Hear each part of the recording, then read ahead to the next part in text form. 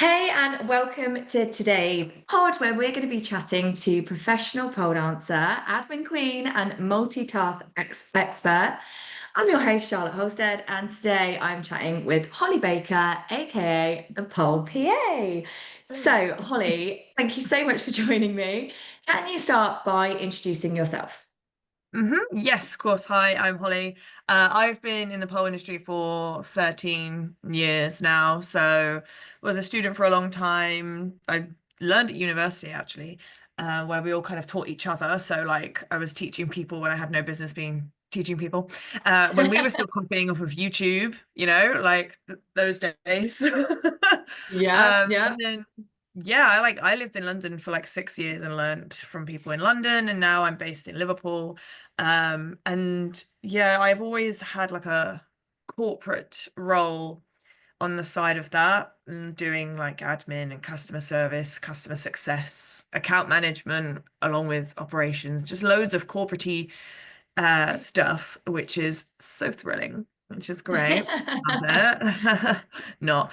Um, yeah, so I kind of actually thought from my experience in that how that could apply to the pole industry. And I started looking into seeing whether or not people would even be interested in that kind of support and whether they needed it. Because I knew a lot of studios. I'd started working and teaching at studios up here at that point, and it kind of occurred to me, along with some friends who were very encouraging, that it might actually be something really, really helpful just to have someone who is able to do the little things, the admin bits and pieces. And I had so much stuff in experience that could be applicable across the whole board. So that's kind of how that happened. And here we are. Yeah.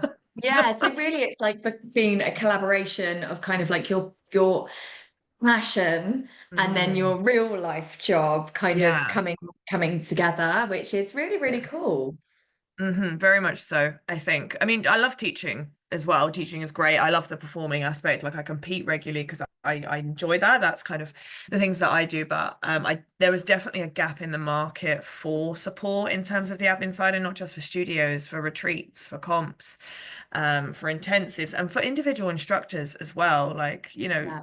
there's a lot of people that struggle to do the things that I can do in my sleep, really, because I'm Yeah. just a very quick and organized somehow. Yeah. So in terms of like what drew you to the pole industry, I mean, we've got the Mm. obvious side of it, like you said, you love pole. Sounds like you Yeah. love everything about pole training, teaching, and performing. So obviously you love pole, but also, like you said, because of the gap in the market. And do you think because a lot of people are kind of teaching pole or running studios or doing all the things we need to do ultimately to kind of like make a living within this industry. Do you think that's where there is a bit more of a gap in the market because perhaps people aren't as business savvy or tech savvy maybe as well? Because I think that's become quite a big Yeah. part of it.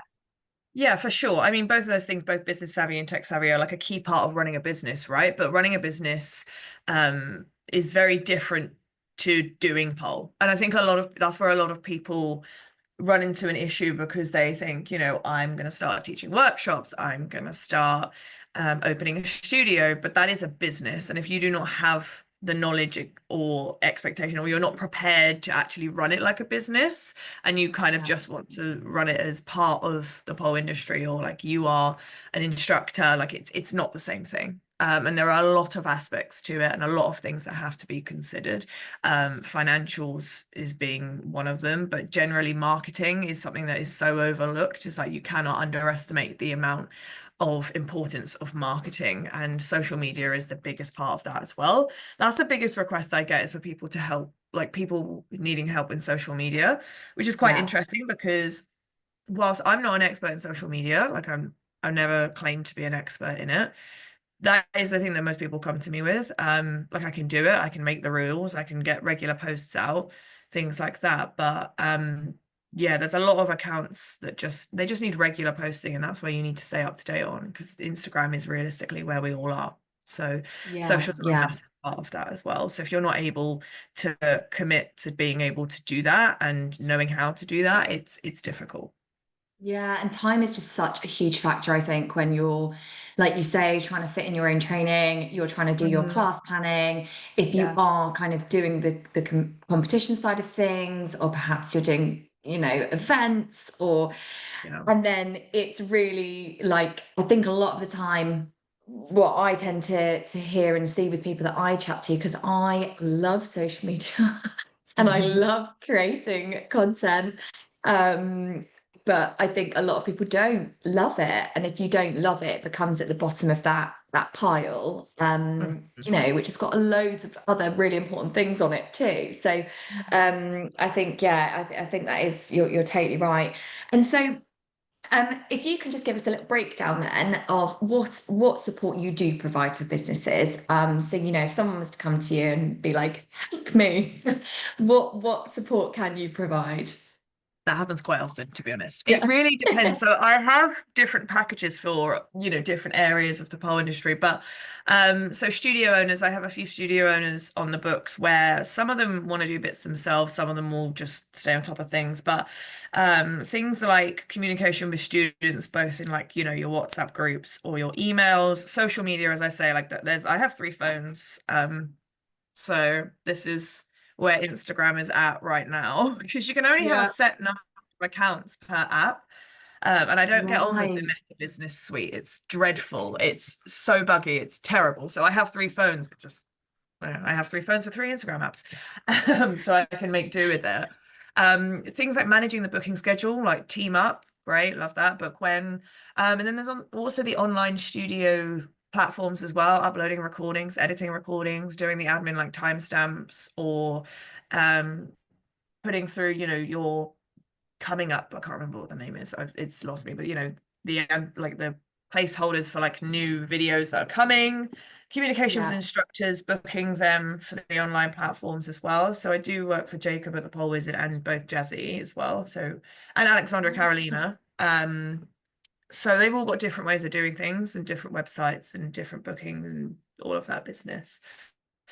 Um, Events. So Vertex pole competition with Enya this year was the first year of that. That was a real eye opener because like I anticipated a lot of work, but there is, in my opinion, given everything that I've kind of been involved in, that was the most moving parts all at once, all of the time, with the Yeah. most to think about. And not just on the day, it was all the criteria as well, and the rules, the guidelines, specific ones, for who can go where in terms of levels. And yeah, that was a lot. So I couldn't tell you what I was involved in with that, pretty much everything. Yeah. Retreats, I have had numerous experience in over the years. I started actually doing this with Indie Pole. I started working with them and then I started expanding out elsewhere. So I did a lot of the retreat admin behind the scenes for them. Christ, what else do I do? Individual instructors, tours. I've organized tours. I've organized tours for Natalia Nightshade. I've organized for Ilya. I do stuff with Ilya at the moment. Nice. So if anyone wants to book Ilya Med for 2026, let me know. He is a darling. Love him greatly. Yeah, shameless plug. Um, yeah, I'm like, there's a lot of different things, like because Jacob did the Yeah. Wizard Weekender as well this year. So suddenly we were then doing that like intensive weekend and the admin behind that as well as the platform. Yeah. And then guest classes and stuff I teach online or anywhere else. And I teach Yeah. regular classes as well. Yeah, Um, nice. Okay. So really, like, is there a capacity then? Because like when I'm listening to this, I'm like, holy shit, like you know, you're obviously doing a lot, but is there a yeah. point? I mean, obviously you probably get contacted all the time. And do you have a point where you're like, right, this is the maximum amount of people I can kind of work with, you know, or where are your I boundaries? should do so I should have a capacity. Absolutely. I don't. So I think I just counted, I think it's 16 live clients at the moment, all Wow, doing that's different things. amazing. Yeah. Yeah, alongside my like corporate role. And so So yeah, it you're is a lot. I'm still doing corporate at the same time, which is a still Monday to Friday. working full time. Yeah. She Yeah. actually is a superwoman. Yeah, everyone asks me how I do it, but I genuinely don't know. I wish I could give an answer.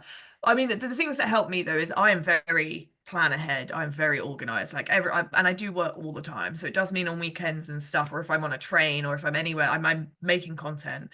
But I am still Yeah. able to train for myself. I'm still able to teach in person. getting up early has helped, trying to train my body to get up early. So I get up at 7 a.m. every day, and I have a couple of hours in the morning to do bits and pieces. Real focus time. Yeah. Yeah, the minute I'm not able to do both, I won't do both. That's basically where we're at the moment. I Yeah. just think, whilst I'm able to do it, I will do it, and I enjoy Mhm. doing it. The corporate side it's not that draining because I'm able to do it quickly. So again, everything kind of, as long as I'm on top of everything, it's okay. Yeah, Basically, that's where yeah. we're at. We all know that feeling, I think, don't we? So I think we Yeah. already touched on this, but what kind of thing you did mention earlier about social media and stuff, but yeah, what are the most common tasks? Maybe aside from social media, because we kind of talked about that, but you find that pole business owners are really struggling with. Yeah, socials is the biggest, making the content for that. Emails as well, because, we know what socials are like. It's the marketing emails that go out for people as well. That's another form of contact, which I do recommend because the algorithm isn't in our favor. It never has been. Yeah. So if you want to keep in touch with people, email is another way of doing that.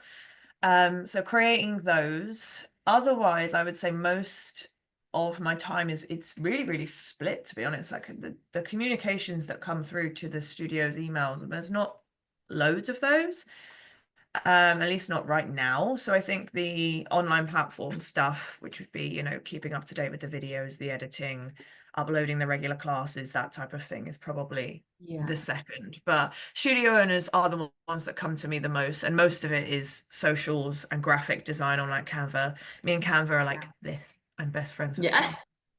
I am one with Canva. So I think that's probably the biggest thing is getting marketing materials together to then share. Yeah. Yeah, yeah. Because I think for a lot of people, like you say, when they start like a pole business, they do it because they love pole or they love teaching or whatever. And then yeah, it's so much more than that. And I know for me, especially like back, 15 years ago, like creating a graphic was like I wouldn't have even known where to begin. I mean, we're so lucky with the tools that are available to us. But again, the time that that could take you, like if I messaged you and said, "Hey, I've Mhm. got this idea, I want to create this," you'd probably be able to do it very, very quickly. Whereas I maybe would take a lot longer. So, do you think, in terms of this, like, I'm just, this isn't actually on my list. I'm kind of going outside the box, but do you think business owners struggle to delegate these tasks Yeah, because they're maybe a little bit, yeah, absolutely. okay, Yeah. yeah, yeah. So Absolutely. they know they Yeah. could pass it over because it would be quicker and just, I mean, probably better, but just as good. But Yeah, they struggle maybe with actually letting exactly. go. Big time. That is something that I see mostly with most studio owners, to be honest with you. Like I've Yeah, had conversations being like, what do you need me to do? But I also understand it because it's their business, it's their baby, and they're so used to running everything themselves. But I will also say when it comes to business, you can't get emotional about it either. Because the minute no. you start, gatekeeping your own business and gatekeeping everything, Mm, you will not have time and space to grow it. You will not have yeah, time and space to develop it. So in order to do that, you have to let things go. Otherwise, you're just going to stay in the same place. So emotions and business need to be very yeah, separate. But I equally understand why people are so protective over it. Like it's their livelihood. I get it. So, but yeah, that yeah, is one of the things that I see the most of for sure. yeah. Yeah, and I totally get that. I think from my perspective, more with Aura, I've really tried to go into that with a bit more of a business mind frame because everything I've done up until that point, when it was like teaching workshops or traveling or, it is on you. So it's hard to kind of, like you say, like kind of delegate those aspects because you're selling yourself essentially. Whereas with Yeah. Aura, I have managed right from the beginning to go into it with so much better kind of like business head on. And I have someone that helps me out with all the like the cash flow finance stuff. I'd definitely be bankrupt if it wasn't for her because I love spending money. And she helps out with all of that. And that has honestly helped me so much because when we sit down to discuss things, she can say to me, like, yes, 100% you're good to go. Here's the green light.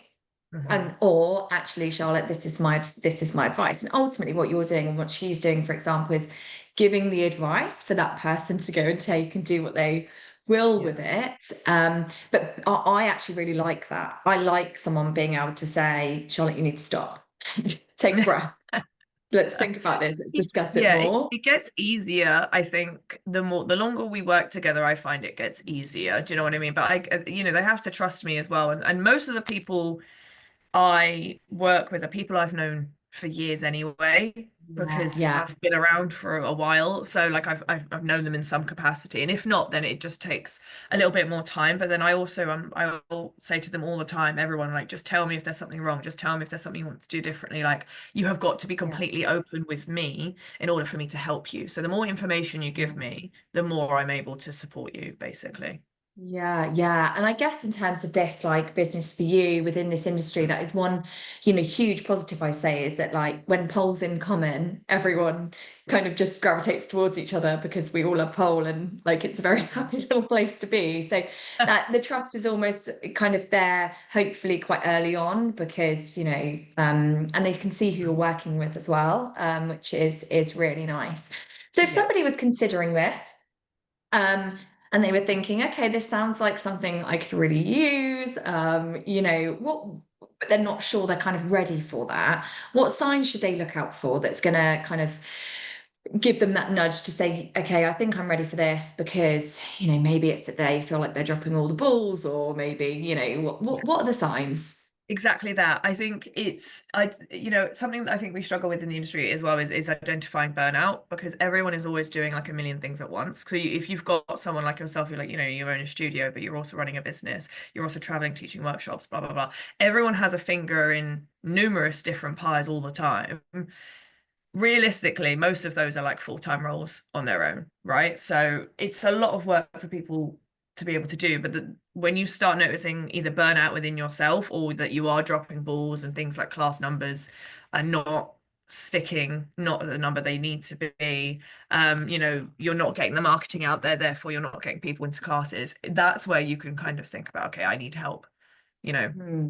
with this amount, I need help with this amount. Or if things like your emails are running away with you, I have cleared out so many people's emails and it's just glorious for me because I keep my inboxes empty, completely empty all the time. There's folders for things that you need to keep, but I don't let things pile up and just sit there. It's too much, and that also creates stress on yourself. So I work from a zero inbox, so everything that's done is gone basically. And that helps you as well. Things like to-do lists and being able to go through and tick them all off, it will help.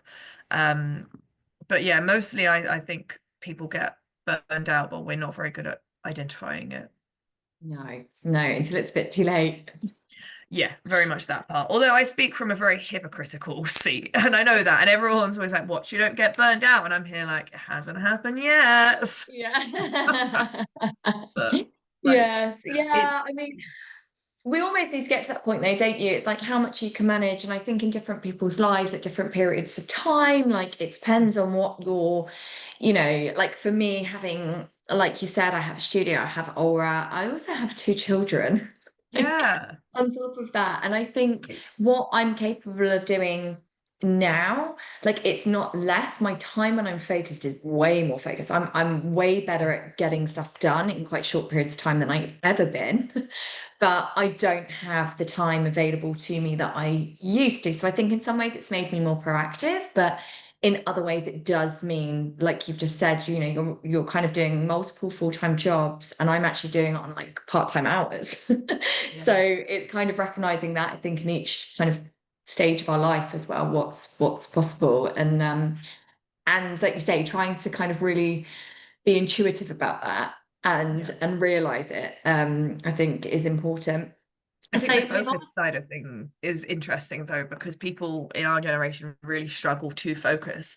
But if you Mm, do have less time, and you will find that I've got less time, I need to actually get on with this. That might actually help you be able to develop that kind of focus to get yeah, it it definitely has me. Like done. it's definitely, having that period of time. Like I have school hours essentially. So I take the children to school, I have the school hours to get stuff done, pick them up, and then it's normally evenings is teaching. Or if I'm not teaching, I'm sat on the sofa eating chocolate and indulging. But I think like, you know, it's kind of and for me, I feel like the balance side of things. I mean, I think when you're self-employed running your own business, I'm not sure there is such thing as balance because there's high times, low times, like it's a bit of a roller coaster. And I've had to learn that too. But I think, yeah, it is like you say, being able to recognize when you might need that additional support. In terms actually staying on that then, so if someone was to be like, right, okay, again, all the signs are here. I'm listening to this podcast. I need to contact Holly.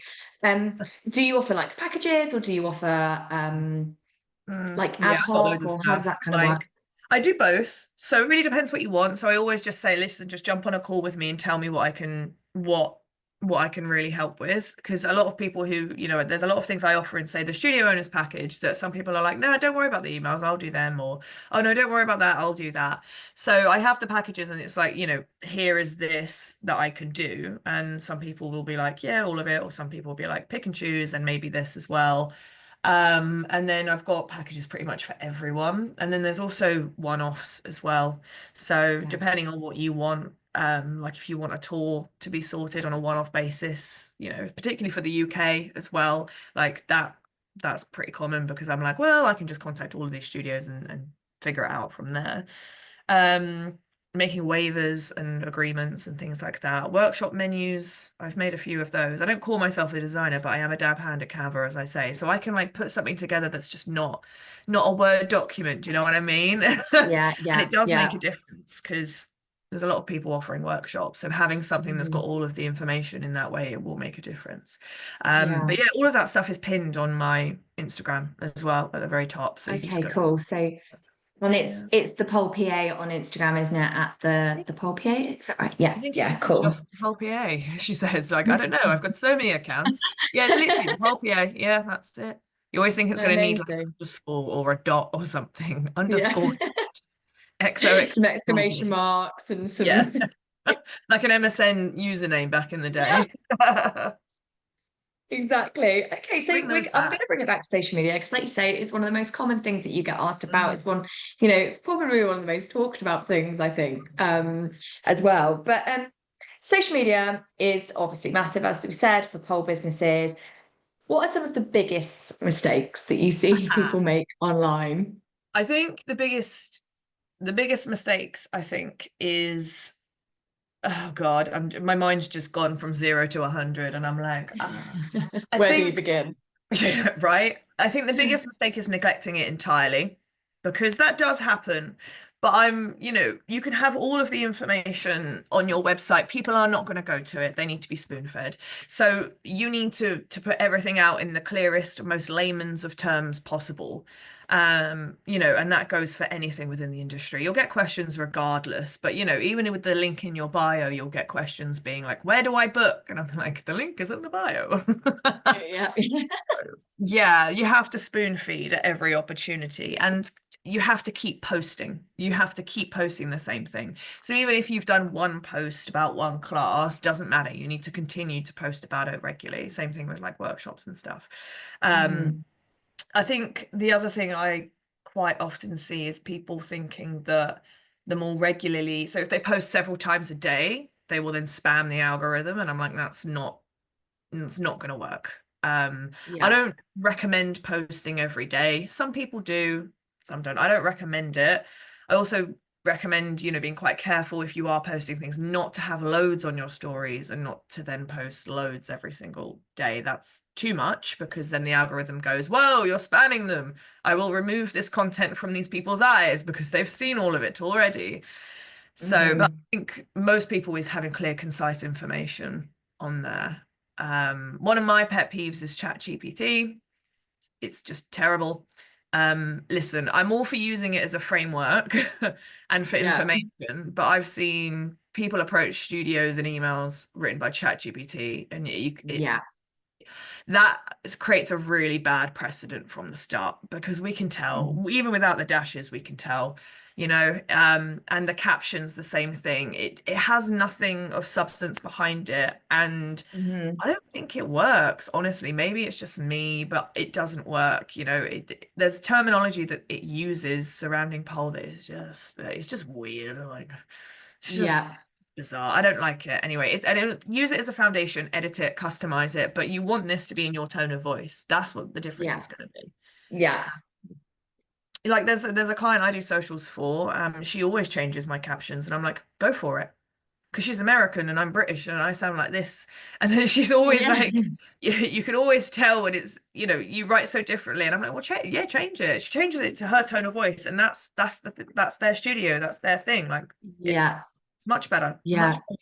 Yeah, and keeping that personal, like, or the personality behind it is really important, I think, isn't it? Like you say, because otherwise people just pick up on it. And also, I guess ultimately when whatever you're doing it for, whatever it is that you're trying to do, you're trying to create that relationship of people getting to know you, hopefully liking you, and then they're going to trust you, and then hopefully they're going to buy from you. So it's kind of creating that sequence, isn't it? And if you've got like a chat GPT title or text info, it's not going to kind of do that. Yeah. So I have to always work on my corporate side as well, because even when I write captions, sometimes I go back and I'm like, that's just so corporate. But then I'm like, is that just me? Is this just who yeah. I am? Would I not have anything else? I don't know. But yeah, I have to sometimes watch that, because it can be very official rather than more friendly sounding. And that's, Yeah. that's, yeah, something I've noticed Yeah. as well. So, is there any tips that you could give, like right now, just maybe a couple of small tips that people could, studio owners or pole professionals could go and implement kind of like right away? So they're listening and they're like, okay, some Mm. small changes I could make moving forward, while I'm contacting you and booking in my call with you to organize what I'm Uh-huh. going to do. Social media, like what tips would you give? Yeah, so to start with, get yourself like a way of holding yourself accountable. So that could be a to-do list, that could be setting reminders in your calendar, in your diary, like in your phone, something where you've got things to remind you of what you need to stay on top of, and spread them out, and try not to like panic about things that are coming up that you need to do. Take every day as it comes. Sort your inbox out. Trust me, it will help. Just looking at an inbox that is not riddled in God knows what, it Yeah, will help. It will make you feel more calm. And organize everything into folders so that when you need to find it later as well. Create templates on Canva, easiest thing in the world. Once you've made those templates, you can just reuse them. They're branding, reuse them for your Canva posts, things like that. Those things are not really going to get flagged, unless you use particular words. Obviously, just edit those words. Don't use the full words, just alter them and replace some of them, because unfortunately, the internet. And then the other thing I would probably advise doing is don't underestimate paid ads, especially for your beginner and intro courses. Paid ads, I would actually advise, are a really worthwhile investment. If you know how yeah, to okay. do them. And if you don't, have a look online and do some research around them. It's been on my to-do list to actually learn how to do that a lot, but I haven't had time. I have not had I don't time know to keep. why. But What yeah, don't have you been underestimate them. Paid ads for your location. Yeah, okay, okay. And you were talking a minute ago about like, you perhaps not advising people necessarily to post like every day. Mhm. But in your view, how important is consistency over creativity? Because I do think sometimes when people are posting really, really regularly, um, they lose that creativity in that, because it's just like sometimes just churning out content for the sake of churning out content. And in fact, I would even say I fell into that hole with Olga a little bit, that I was like, must post something. And so then I'd be posting like just an image of a product or something like that. And in my head, it was more about people landing on our page and seeing our products, even though I knew the engagement wasn't going to be very high. So there was like a method in my head to it, but then it Yeah. was just more pressure because I was just like constantly having to post. So yeah, anyway, I'd like your opinion on consistency versus creativity. So consistency is important for sure, but I think the three main things for the content is, first of all, it needs to be relatable. That will make a huge difference in the engagement. Something that's funny as well and lighthearted, that also makes a difference. And then quality. You need to actually have something substance behind it. I do often see people just kind of dropping things left, right, and center that don't really, I don't really, yeah. If you're trying to grow a platform, you need to be thinking about how you're going to get people realistically to engage with that post. And if they do, then, it's the same thing when you see like people doing posts and being like, comment here for this, comment here for this, they're trying to get the engagement up, and that does make a difference. Or starting a discussion, as we very well know, that will get people engaging in it. And it doesn't have to be anything that's, going to start a fire or a war or anything. It can just be stuff that is going to start a relatable discussion. And then the funny Yeah. stuff always goes down well. The funny stuff always goes down well. Like it's really fun to create as well. I always think like when especially if you're like doing it with someone, collabing with someone, it's always really like I said earlier, like I love creating content and I love social media and I don't have a lot of emotional attachment to it. So I think that's why I can really enjoy it because I'm not too worried about how it's going to go down. Like it doesn't, I Yeah. don't lose sleep over it. Like I just do what I want to do and enjoy it. But I think the funny content always goes down really well. I know that Jacob does quite a lot of that too, and it's Just always has like a brilliant. bottomless pit of ideas. I don't Yeah. understand how. He's always got stuff. We're going to do this. And I'm like, how is this even entered your brain? Because like Yeah. sometimes I have ideas, but yeah, not that much, honestly. He's just, yeah, I don't know how he does it, but that it does make a difference. But I think it's a fine balance of all of those things because you can't just have one part of it going off consistently because then it does get boring. It does get the same. So it is about Yeah. keeping that balance between them and finding ways of also being able to sell the business whilst incorporating that stuff. Sure. Yeah, Yeah. yeah. And I think as well, do you think it's important to like, is it something that you feel is important to share with clients that, sometimes I think people feel quite overwhelmed by creating content. And Yeah. I have like a bit of a rule with it. Like if something, if it was like a funny piece or something that I'm trying to, do the voice over stuff, and sometimes you Yeah. just can't sync it because it just isn't right. It just doesn't work. I have kind of like a 5 minute rule. If it's not working within the first 5 minutes, then I just scrap it and I move on to something else because I think people can get quite like um just too stressed about it and then it takes so long and then the whole process of it becomes really hard work and boring and then you've got to go and Yeah. edit that and so on Yeah. and so forth. So Yeah. yeah, do you kind of advise people to try and find things that don't take too much time? Honestly, I've never kind of recommended a specific amount of time to do them. Mm. Lord knows that we've spent a while, we've spent like an hour or so trying to make particular videos, Yeah, but we've yeah. always got there in the end. If it does end Mm, up, I think the issue is if it's gonna look, if it's not gonna have the effect that the time you put mm. in, like if it's not worthy, it's like a Mary and Amber, right? Yeah. Maximum effort, very minimal reward, in my Yeah. opinion. Like you're doing a Mary and Amber, you're like, Jesus That's a Christ, great. it's so hard to get my ass over my head. And then all people see is like, oh, it's a butterfly with a hand over the top.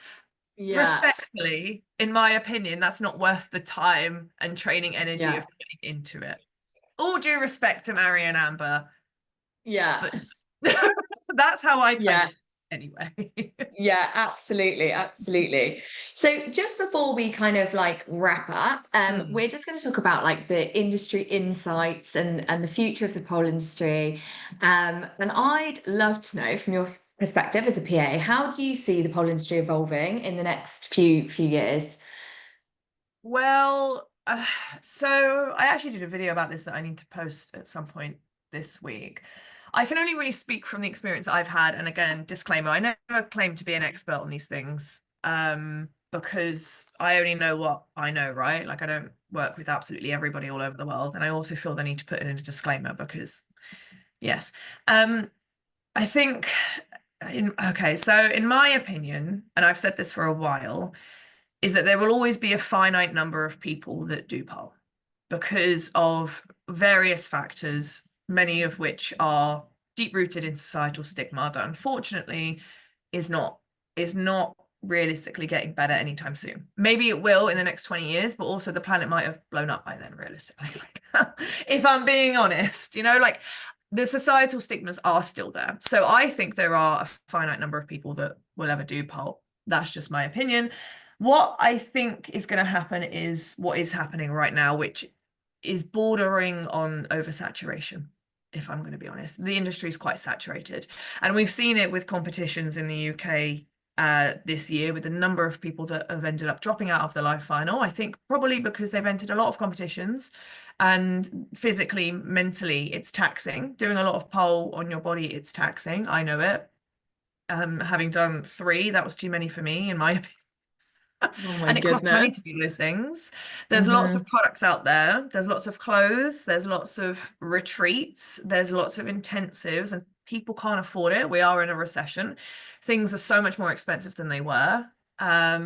Workshops, there's a lot of people offering workshops. And I just kind of look at it, and there's studios galore, really. Even in small places, Mm. there's a lot of different studios opening. And I can only really speak from what I've seen in the UK, which is the majority. And I just think, yeah, I think Instagram is still going to be the be all and end all, because realistically it is the be all and end all, unfortunately. Like, it's literally just in this little app, the entire Yeah, industry. It's a great tool yeah, to be able to connect and market yourself, but it is the place where you're able to do that within the industry. So Instagram is still going to be just as vital. I doubt it will move to TikTok, in my opinion. TikTok's great for like the funny videos and stuff, but their algorithm is there's a lot stricter on TikTok in terms of what you can. I got shadow banned for saying the word fuck, and like on my it was just a little funny page I made to watch videos, and then I started doing like trips to Home Bargains, and I started saying fuck and stuff like that, and now it's just, I'm shadow banned to hell. They gave me a warning. Something. I was like, go away. I can't remember what I was yeah, even that's talking, funny. like something Yeah. ridiculous, but it's a lot stricter over there. So obviously, that's not gonna fly. Hmm. But Yeah, yeah, I I feel think, like yeah. I don't tap into TikTok a lot, but I feel like in terms of creating from a brand point of view, like creating brand awareness, TikTok's Mm. really good, but for actually converting sales and creating engagement, not so much. But I haven't done it for a while because I just couldn't manage multiple platforms. It's a Um, lot. It is a lot. If you've got TikTok and you've also got Instagram to think about, I'm like, Jesus Christ, yeah, it is a lot of things, and the algorithms just hit and miss on there. I find with anything, like some things will blow up, some things won't even get mm, seen. Like, yeah, it's very, yeah, I've posted general poll videos on TikTok before, and I was like, is it because I'm in a bikini? I don't know, but like no views whatsoever. And then some of them will get mm, views, and I'm like, I don't fully understand this. It's similar to Instagram, but at least Instagram you can kind of mm, predict it a little bit. Like, it gives you yeah, insights on stuff, which I'm sure TikTok does as well. But yeah, yeah, it's a lot to be able to do both, and do both well, yeah, in my opinion. yeah. Okay, so from that perspective, what would you say excites you most about the future of the pole industry? Lord, I don't know, to be honest with you. What excites me? I mean, it's all very exciting. Ooh. There's a Sorry. lot of change. Do you know what? I think what excites me is probably going to see what styles are going to be more popular. That's what excites Yeah, me. And I yeah, think what excites me more than anything is what creations and what artists we're going to have. That's what's exciting to me. Like the trends and, the events and things like that. There's so many of them. There's loads going on. It's really great. Some of them, I'd love to be involved in. I plan on doing more comps, especially outside of the UK. There's so many cool stuff out there. Like, I'm into that. yeah, I'm really excited to see the style shifts more than anything, because when we first started, it was very like pole sport centric in the UK, and now it's very old school heels centric. Sensual for sure is the dominant style within the UK, and I'm like, yeah. well, about damn time, realistically. But I'm always interested in seeing how that pattern changes, and Yeah, also like around the yeah. world it's so different in every single area. I'm like, we might end up having a completely different way of moving. Lord knows, hard style might get popular here, and then your old school and sensual might get popular somewhere else. Like, that's what's exciting to me. And then also what artists can put on stage. That's what's, yeah, I'm Yeah, always quite interested in more than anything. Um, yeah, that's my yeah. hot. Okay. And then on the flip side, I mean, you've kind of touched on this in the first answer anyway, but what challenges, and I think we're talking more now about pole businesses, what do you think they're going to need to overcome moving forward? I mean, I think you said it's a highly saturated market, so you're going to have more and more Mm, studios popping up, so therefore more and more competition. yeah. Um, in that, but is there anything else that you kind of see or like foresee happening for pole businesses, I think hurdles? the best recommendation I could say is get your marketing down. Get your marketing down, get it done well, and that will make a huge difference. I also think don't go into it without planning everything to an extent. Don't rush either. That's where I also see the problems. I do wonder if because it's a saturated market, we're looking at a survival of the fittest type Yeah, scenario. Because in this country as well, it doesn't, like, taxes and the way the system is set up doesn't actually support small businesses in any capacity. So it's really hard. Like, I get it. It is so difficult. But yeah, I think do what you do and find out what it is that you do well and focus on that. yeah, And if there is a part of it that you don't do well, get someone in to help, basically. yeah, That will make the yeah, difference. But yeah, marketing, get that down, find out what's your USP, what's your unique selling point, what makes you different, and then nail that. And yeah, from there, it's just going to be about brand awareness, which would then just, marketing, sponsorships, so on and so yeah, forth. yeah. Okay, so just lastly, before we talk about where to find you and all of that good stuff, if a pole business owner is listening right now, they're feeling overwhelmed. They might even have listened to this and be like, "Oh my goodness, I still don't know where to start because there's been so much good advice and it's been really insightful." What's one kind of piece of advice, if they listening and they want to walk away from this and make a plan? I think you said obviously making a plan, to-do list, that kind of thing, but is there one kind of golden piece of advice you would give? Yeah, just drop me a DM. Yeah, yeah, Just drop me a DM because I think there's a lot of people as well that actually find it better just to talk, like just to talk at me, and then I can just give like little bits of like sorting this out. There's a reason that things like mentoring has been very successful throughout the ages. So even if it's just having someone there, giving a little bit of perspective or a little bit of an insight, that will help. So just talking to someone about it, that will yeah. make a difference. Yeah, I think that's so valuable as well because I think a lot of people working on their own, you don't get to bounce ideas off people. You Yeah. don't get to just sit and chat it Mhm. out and go, this is what I'm thinking, blah, blah, blah, blah, blah. And then sometimes within just chatting those things, you find the answer on your own anyway. You Yeah. still will need support and help, but you know what I mean? Like it just helps you kind of navigate it and feel it a bit more rather than it just going around in your head. Sure. Um, Yeah. so I've I had think, loads of just calls with people who just are like, I'm not sure what to do and what or where about this. And I'm like, yeah, we'll just get on a call, we'll just have a conversation. And then by the end of it, they're like, okay, now I know what I need to do. And I'm like, correct. So I've had like more of those throughout this time than I've had with clients, I think. Just yeah. yeah, yeah. Well, I think that's what you need to do, guys. You need to go and DM Holly as soon as Yeah. you finish listening to this. Just have a chat So with me, basically. how can people find you? Obviously Instagram, the Pole PA. Um, Yeah. and yeah, do you have a website too? No, I don't have a website. No. I've got an email address, obviously, which is thepolpa@gmail.com. But yeah, Instagram is also absolutely fine. I respond to that pretty swiftly. Same thing with the emails as well, as I say. And then yeah, and we can just set up a call whenever works. Amazing. Okay, well, thank you so much for coming on today. It's been a real pleasure Worries. to chat with you. You've Thank you given for some having me. amazing piece of advice. I'm going to go and book my call now, so I can organise my I'll life. see you in 10 Um, minutes. yeah. But thank you so much, and yeah, thanks for coming on. Thank you. Thank you.